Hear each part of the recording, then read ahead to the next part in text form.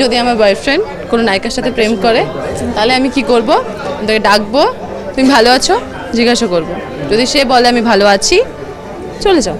কিন্তু আমি ব্যক্তিগতভাবে কখনোই কোনো দিন জোর করে রাখবো আমার সাথে, জোর করে তো ভালোবাসা হয় না, জোর করে সংসার হয় না, এগুলো জোর করে কোনো কিছু হয় না। আমি যদি দেখতে পাই আমার মানুষটা আমার সঙ্গে থাকার পরও অন্য কোনো মেয়ের প্রতি আকৃষ্ট হতে পেরেছে বা তার সঙ্গে তাকে ভালো ভালো লেগেছে তার আমার মনে হয় যে সেটা আমার অনেকটা ঊর্ধ্বে গিয়ে হয়তো সেই মেয়েটা তাকে অনেক বেশি ভালো লাগছে, মানে ভালো রাখছে। হয়তো আমার মানুষটা যেখানে ভালো থাকবে সেখানেই থাকুক, তুমি এসো, আমি আমার মতো থেকে যাবো। আমি জড়িয়েছি তোমারই মায়া। প্রিন্স মুভিতে লিড ক্যারেক্টারে অভিনয় করেছে ভারতীয় নায়িকা জ্যোতির্ময়ী কুণ্ডু।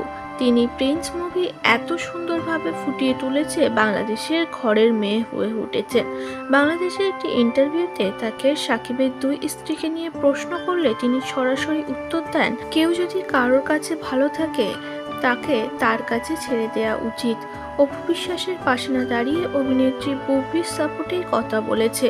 তিনি জানিয়েছে, আমাকে ভালোবেসে তারপরেও যদি আমার হাজবেন্ড বা বয়ফ্রেন্ড অন্য কারোর প্রতি আকৃষ্ট হয় তাকে সেখানে চলে যেতে দেওয়া উচিত, কারণ সে আমাকে ভালোবাসার পরেও অন্য কারোর সাথে ভালো রয়েছে, সেখানে আমাকে আর ঢোকা উচিতই না। যেটা অপু বিশ্বাস করে থাকে বারবার সেটা ভুল করে।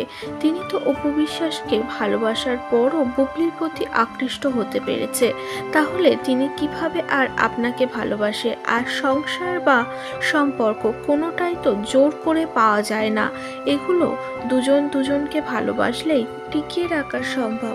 প্রিন্স সিনেমার জ্যোতির্ময়ের পক্ষে অপু বিশ্বাসের সাকিবের জীবন থেকে পুরোপুরিভাবে সরে যাওয়া উচিত, কারণ অপু বিশ্বাস খুব ভালোভাবেই জানে বুবলি সেকেন্ড টাইম প্রেগনেন্ট। এতেই বোঝা যায় স্বামী স্ত্রীর ঘনিষ্ঠতা এবং তাদের সম্পর্ক এখন কতটা মজবুত হয়ে গেছে। এখানে অপু বিশ্বাস বারবার সাকিবের বাসায় বা সাকিবের জীবনে যাওয়া মানে বারবার অপমানিত হওয়া, নিজেকে ছোট বোধ করা।